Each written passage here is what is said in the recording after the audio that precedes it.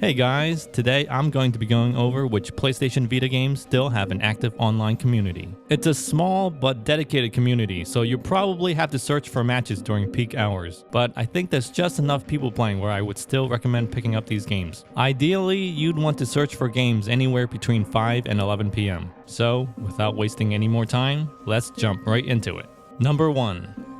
Street Fighter X Tekken. You know, for a game that never really took off, I'm surprised there's still people playing. Now, before I get into the online component, let me just say that I am not good at this game at all. It's been a while since my last online match, and quite honestly, I don't remember how the mechanics work. Man, isn't it sad how I have to apologize every time I show horrible gameplay footage? If you're interested in picking up this game, you'd be happy to know the online component still works. I could find matches pretty easily, but the thing is I had to set the search parameters to any as opposed to same. And since I was searching for any and all available players, most often than not I was connected with someone who was nowhere near me. Because of this, a lot of the matches ran super laggy. It's playable, but it's not stable enough for me to want to take the fight seriously. And since this game is also cross-play, you'll occasionally be paired with someone on a PlayStation 3. For anyone who's ever played a 6-button fighting game on the Vita, you know how difficult it can be. Now imagine having to deal with lag and going up against someone using a PS3 gamepad.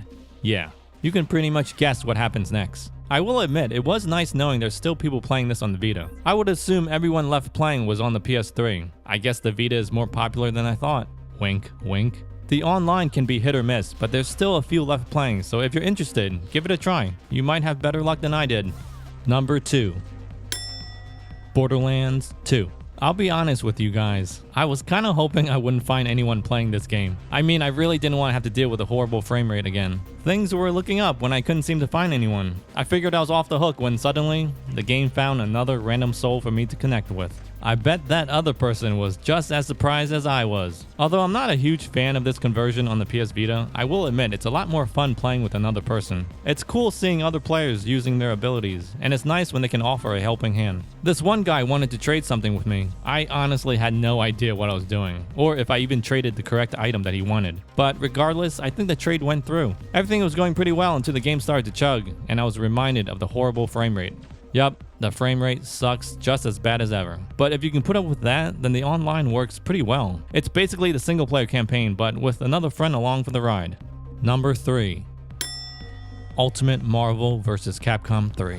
Oh my goodness, this was so embarrassing. Trust me, I'm a lot better at this game than you might think. It's just that I haven't played it in so long. Honest. Rank and player matches are pretty much obsolete, so don't even bother looking for those. Your best bet is to look for a lobby with all parameters set to any and allow for touch controls. If you're lucky enough, like I was, you'll find a room or two. The connection was surprisingly smooth, a lot smoother than Street Fighter X Tekken even. I don't know, maybe Ultimate Marvel just had a better netcode. Also, can we just take a second to admire how good this game still looks? I mean, this was recorded off the PlayStation TV, and to be honest, it's not that far off from the PS3 version. If you're planning on jumping back online, make sure you've got all your combos down. The lobby you find will most likely have someone who's been playing this game for years. Or they could be just using touch controls. In that case, just make sure you're playing on your Vita and not the PlayStation TV. Number 4.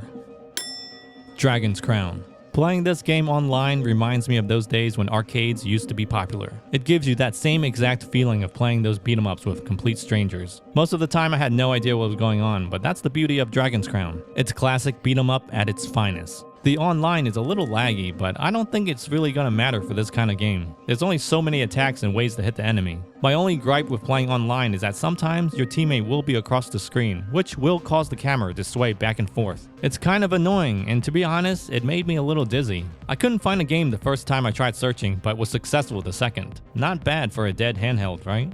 Number 5. Need for Speed Most Wanted. How on earth is the Vita considered dead when people are still online playing a game from 2012? Like seriously, I was not expecting to find anyone on here. I vaguely remember anything about the online multiplayer, so it took me a few minutes to get myself situated. From what I can tell, it's basically you and 3 other players racing around the map and trying to see who can score the most points in each of the given objectives. They range from jumping across a lake, scoring points while drifting, and racing past speed traps. There's also the traditional racing and team racing as well. From my experience, the online still works pretty well. Although there are a few stutters here and there, the frame rate is smooth for the most part. It's not a solid 30 frames a second, but it's consistent enough where it doesn't make me nauseous. That's a huge plus in my book.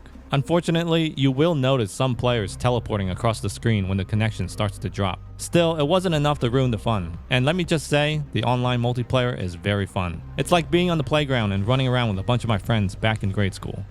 Number 6. Oh wait, you know what? Before I get to number 6, can you guys just let me know what Vita games you're still currently playing online? Thanks. Okay, so, number 6. Freedom Wars. Man, talk about teamwork. You know, I was really scared going into this again. From what I remember, it wasn't exactly the kind of game you just sort of hop in and play. I remember always getting confused with the menus for some reason, but what made me nervous was that I hadn't played this game in so long. I really didn't want to have to spend hours learning how to play this game again. But maybe it's just my natural gift or the game's intuitive design. Learning the mechanics again after a few years of being away was pretty easy. I mean, 2 or 3 minutes into the match and I had pretty much figured out how everything worked. This game must have some sort of cult following because there were already people in the room when I joined. The online worked well too. There's the occasional stutter, but nothing that would cause the match to disconnect. And for a game with so much going on, that's pretty impressive. I will admit, taking down an abductor with a bunch of strangers provides such a great sense of camaraderie. Camaraderie? What does that even mean? I think I'm just making up words now. In the middle of battle, I realized I was low in health, so to my surprise, a guy places a healing vine next to me. Now, was that because he realized I was low in health, or was it intended for him and I just happened to be close by?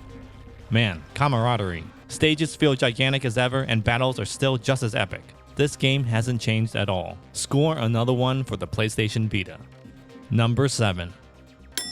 Killzone Mercenary. See this? The Vita was never murdered. You guys just stopped playing it. Mercenary warfare might be hit or miss, and Warzone is pretty much dead, but you can always count on finding a match in guerrilla warfare. Even at 11 PM, I was still able to find a match on my first try. That's pretty impressive considering how late it was. Either that or people just didn't have work the next day. Although the community might not be as big as the next game I'm about to mention, I feel that Killzone Mercenary has the upper hand in terms of visuals and gameplay. The few that are left playing online are very good, but lately I've seen a few newcomers thrown into the mix. The online is fun once you get a hang of it, and even if you're not the greatest at first-person shooters, there's enough people playing where I think the teams are evenly matched. It's a great game and definitely deserves a spot on that dusty Vita shelf. I know I say this every time I talk about Killzone Mercenary, but this is the one game that offered a tiny glimpse at what the PlayStation Vita was truly capable of.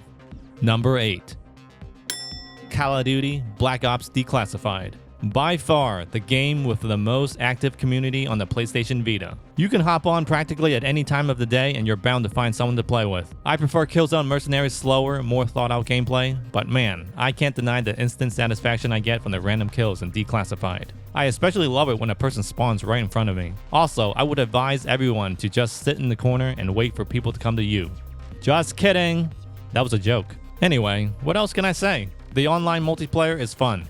Notice how I said online multiplayer and not single player? There's plenty of people playing and it's super easy to get into a match. Unfortunately, there is still a few too many random kicks from the server. But like I mentioned above, getting back into a game is super quick. Now, if only the maps were just a tiny bit larger, this would have been the perfect FPS game to get on the PS Vita.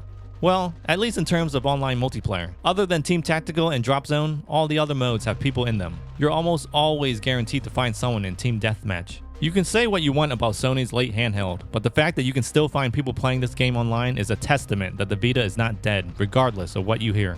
Alright guys, if you want to see me play more of these games online, then click on the video playlist. If you're new to the channel, consider subscribing, do that, and you'll help me buy more games to talk about.